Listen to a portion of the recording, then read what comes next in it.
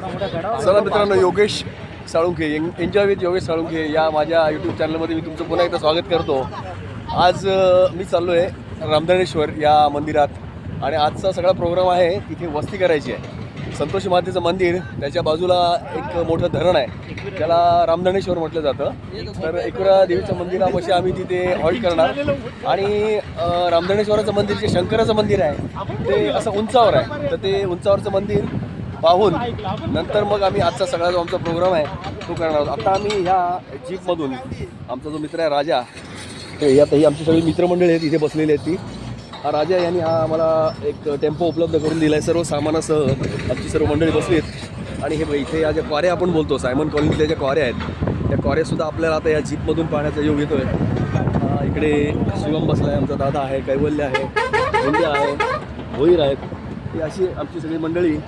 आता आम्ही ह्या अवघड वाटेने, तसं बघायला अवघड म्हणजे अशी टेम्पोसारखी मजबूत वाहनच फक्त ह्या वाटेने येऊ शकतात. पूर्ण लोड गाडी असलेल्या गाड्या, कॉरीचे चालणारे डंपर, या अशा गाड्या यातून चालतात. हे बघा, आता तुम्ही बघू शकताय ही जी कॉरी आहे, कॉरीचा हा जो दगड फोडला जातो त्यामध्ये तिथे तुम्हाला ती पिवळ्या टोपीमध्ये 4 माणसं दिसत असतील. तर ती माणसं बघा किती रिस्क घेऊन स्वतःला दोरी बांधून ते दगड तोडत आहेत. कॉरी जवळून पाहण्याचा योगसुद्धा आज आम्हाला आला आहे.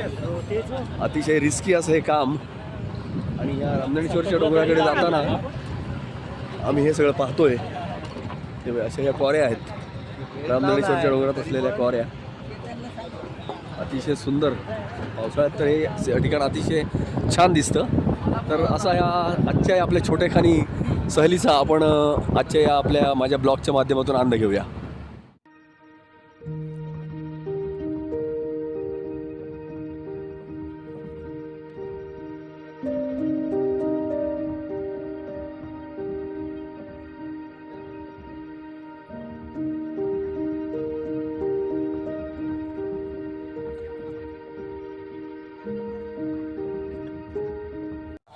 रामधनेश्वरच्या डोंगरावर धरणाच्या पाठी हे एकविरा देवीचं, संतोषी मातेचं मंदिर आहे. आणि हे आता इथे आम्ही आमच्या पिकअपमधून सामान उतरवलं आणि आता सर्व साफसफाईची कामं सुरुवात झाली. देवीची पूजा करेल मिलिंद समेळ आणि सर्व आता मांडामांड करून पहिला चहा घेऊ, नंतर आता आमच्या सर्व जो काही ठरलेला प्रोग्राम त्याप्रमाणे आमची सुरुवात होईल. थोडासा आता संध्याकाळ झालेली, उजेड आहे थोडासा, म्हणून मी आता हे आपलं शूटिंग, सूर्यकांत आमचा एक जुना जाणता मित्र, हा अंतर्गत परिसर असा आहे. लाईटच्या कामाला सुरुवात झाली. हे देवीचं मंदिर, एकविरा माता, संतोषी माता आणि आणखी एक देवी, असं हे देवीचं मंदिर. हॉल भक्तांसाठी इकडच्या भाल ग्रामस्थांनी उपलब्ध करून ठेवलेलं आहे. आणि आता ह्या ठिकाणी आमचा सगळा पुढचा प्रोग्राम, याची सहलीचा जो कार्यक्रम आहे सगळा हा सुरू होईल. आपल्याला चिकन चिल्ली करायची आहे.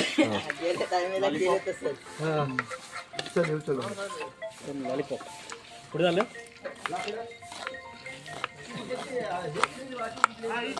इकडे तयारी चालू आहे, कांद्याची कापाकापी, सोलासोली.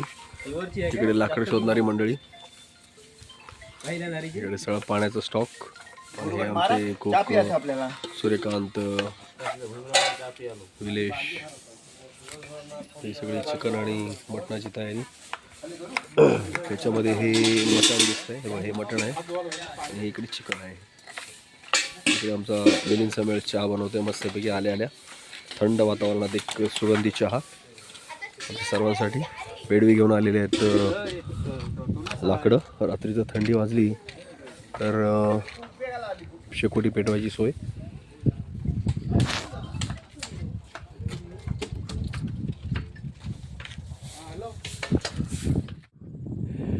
रामधनेश्वरच्या या सहलीला आल्यानंतर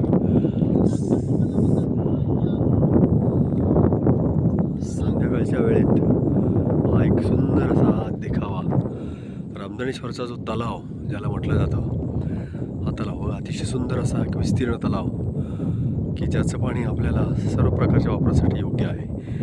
पिण्यासाठी, आंघोळीसाठी, कपडे धुण्यासाठी.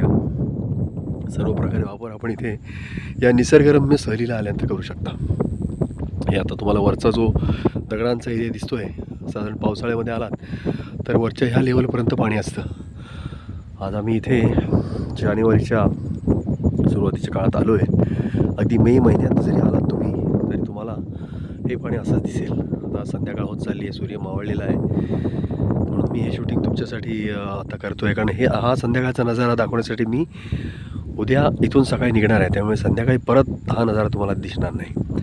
त्यामुळे असा छान अशा निसर्गाचा अनुभव मी आज इथून घेतला. आणि आता इथून मी वरच्या दिशेला जी मंदिरं आहेत जी तुम्हाला मगाशी मी दाखवली त्या मंदिरांपर्यंत जाईन. मग नंतर पुन्हा उद्या सकाळी जर इथे आलो तर येऊ, नंतर इथून पुन्हा परतीचा प्रवास असा आहे.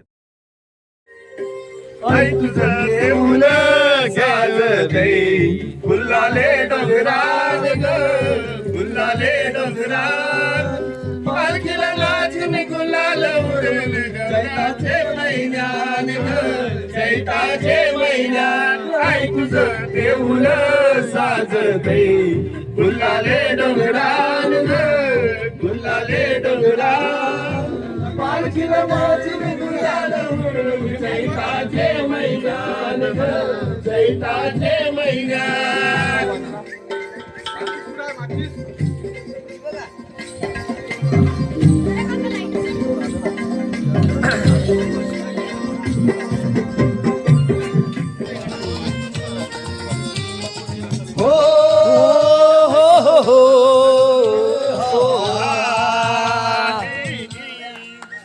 मेरे सपनों की रानी कब आएगी तू, आई रुत मस्तानी कब आएगी तू, बीत जाए जिंदगानी कब आएगी तू, चलिया तू चलिया.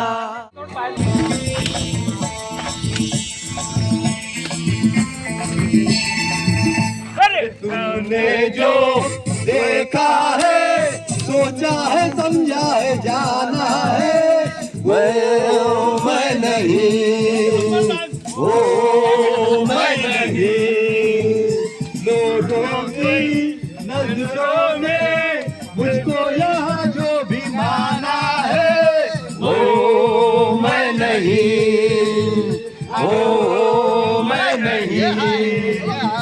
हमारा बादल को सौदाई बादल को दुनिया में समझा है कौन, नदी बनो मुझे पहचानो, जरा से आया मैं हूँ डॉन, मैं हूँ डॉन, मैं हूँ डॉन.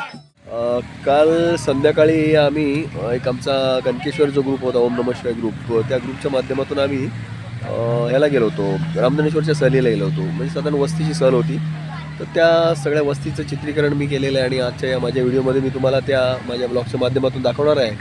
फक्त काल तिथे त्या ठिकाणावर काळोख झाला आणि त्यानंतर रात्री जवळजवळ 2:30-3 वाजले आम्हाला तिथे झोपायला आणि पुन्हा सकाळी 4:30-5ला आम्ही तिथून निघून आलो. त्याच्यामुळे आत्ताच्या या ब्लॉगचा मला एक एंड करता आला नव्हता. तर तो आता मी ते किम बीचवर एक माझ्या मित्रासोबत शेखर पाटीलसोबत बसलो आहे आणि आपल्या या कालच्या ब्लॉगचा आपण इथे एंड करूया. तर एन्जॉय विथ योगेश साळुंखे या चॅनलमध्ये आपण माझ्या या सगळ्या फिरण्याचा आनंद घेत असता. जर माझे व्हिडिओ तुम्हाला आवडत असतील तर ज्यांनी माझ्या चॅनलला सबस्क्राईब केलं नसेल त्यांनी सबस्क्राईब करा, म्हणजे माझे प्रत्येक येणारे व्हिडिओ तुम्हाला पुढे पाहायला मिळतील. आणि असंच लाईक आणि शेअर करा जेणेकरून माझी जी काय भ्रमंती असेल ती तुम्हाला कायमस्वरूपी दिसत राहील. धन्यवाद.